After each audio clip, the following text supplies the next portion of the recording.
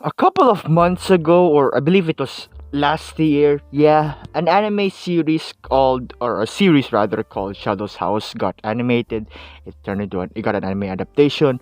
I watched it and I fell in love with the entire series at first sight. I guess it's because of the whole theme about it, of shadows, of dolls, the Victorian-esque aesthetic of it, and the way the story is presented in general is something that really caught my eye, and I quite enjoyed the first season of it. And when news came out of the second season, of there being a second season, then I really got excited. So I took a look at the second season, and generally it was alright. Overall, I think it really did a good job in presenting its story. Now let's get into it.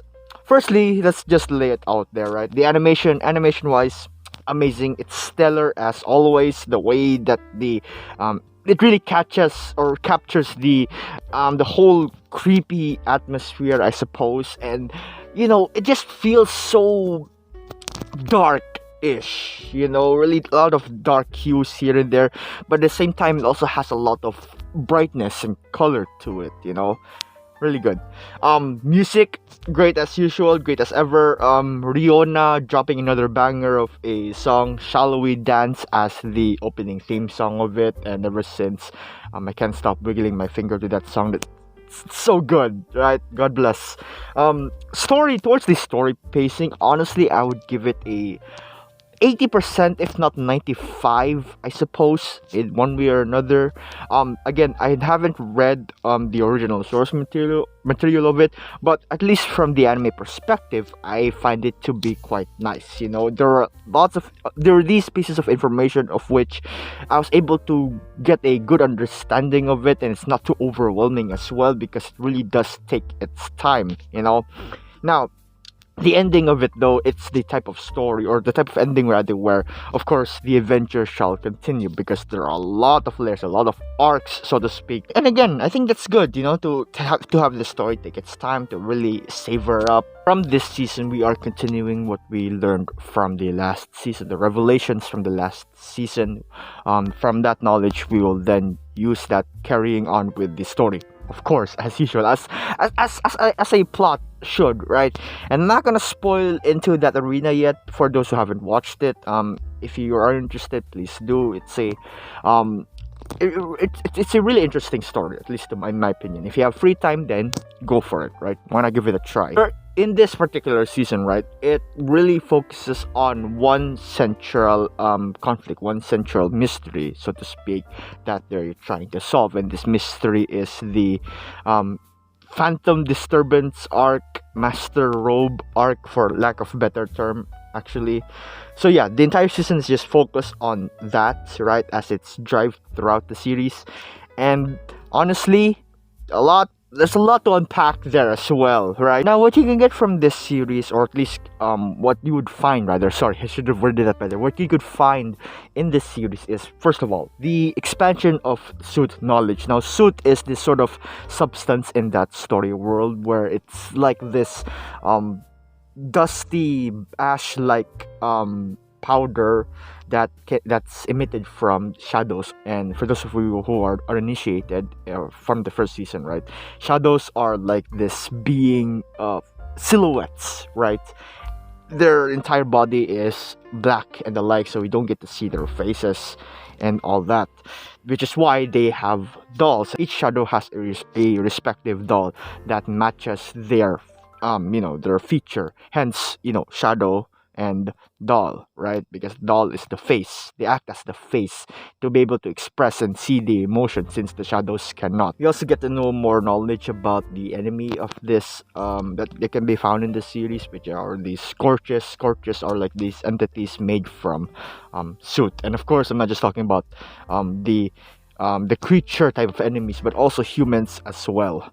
Now, in the story, you'd also find a good chunk of backstory from different characters. Barbara, for instance, and within that, we get filled in on some really important, juicy details about how Barbara, from back then, how did she end up like that now?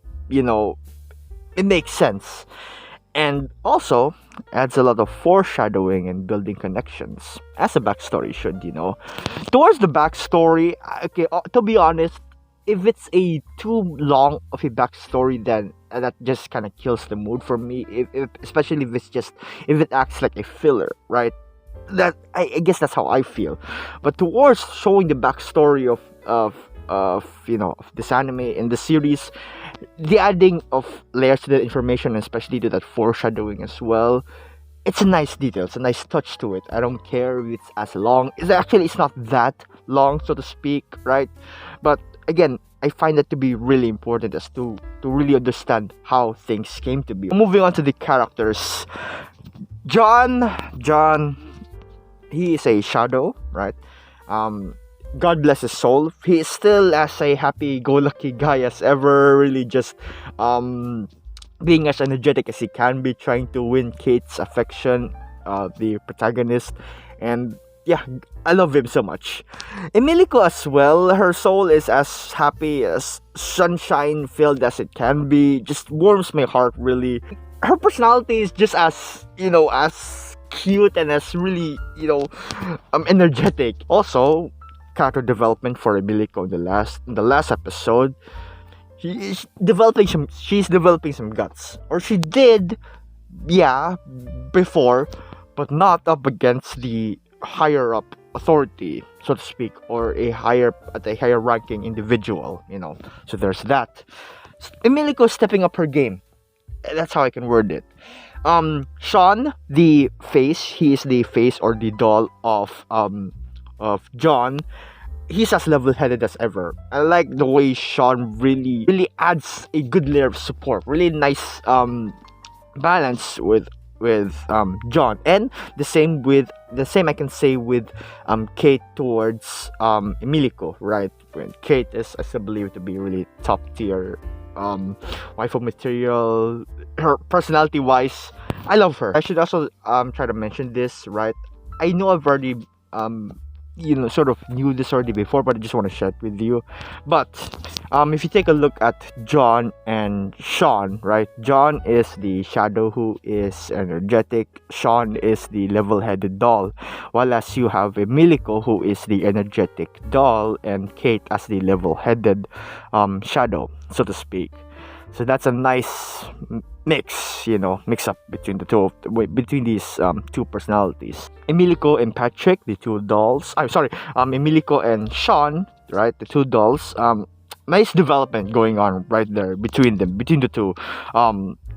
Subtle romantic hints can be found within the season, but not too much, right? Really subtle. There's a couple of moments between the two of them, and that's something that I really like. Now, next up is the connection with the other characters, specifically with how Kate, John, Luis, and Patrick get along with each other, and they're really getting along in order to solve this the mystery, the conflict of the story. And speaking of Patrick, there you go. Here it is now. Patrick, who is a shadow, he's the master, right? And Emilico, the revelation of what went on with Patrick's mind, I won't spoil into that yet, because I really want you to savor that shocking moment as well. But yeah, that just shocked me. I gotta say, I really love it because of the unexpectedness of it, especially if you're talking about Patrick, this character, and just the way that he went on about, or not went on rather, but how he came to that realization, right, is just nice. To the final episode, right? It ends with some of the pieces of the puzzle finally falling into play, and we get to see some foreshadows being seen in the form of shadows, or not.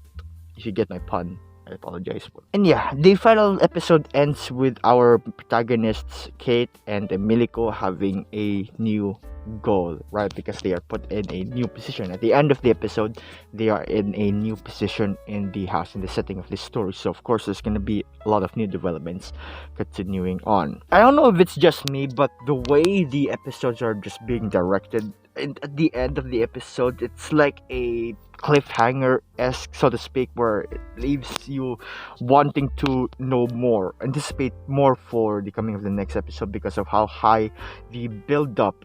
The build up builds up, right? And I love that. Especially talking about a sort of suspense-ish series like this. Story like such as this. Then it's something that really got me hooked and kept on watching. Yeah. Overall, Shadow's House, the second season, great. I love it, and it's just my opinion, right? I really enjoyed it. Again, the story is still gonna be continuing on. If they make a third season, God bless. But for now, at its entirety, it will do. It will do. With that being said, take care, family.